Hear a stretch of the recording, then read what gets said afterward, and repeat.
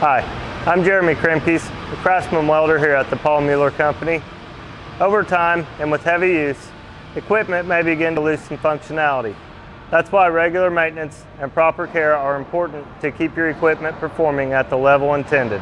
If you notice your Mueller Manway is offset or leaking, you may be assuming gasket failure or a larger issue. Before ordering new parts or requesting service, try this simple maintenance tip that could save you time and money. A small adjustment to the bushing on your Manway may resolve issues. Let's take a look at the tools you'll need.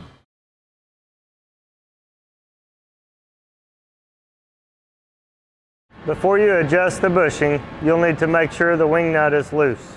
On the lower hinge of your Manway, you'll need to identify the set screw. Take your 1/8 inch Allen wrench and turn left to loosen. Use the crescent wrench to turn the bushing left or right.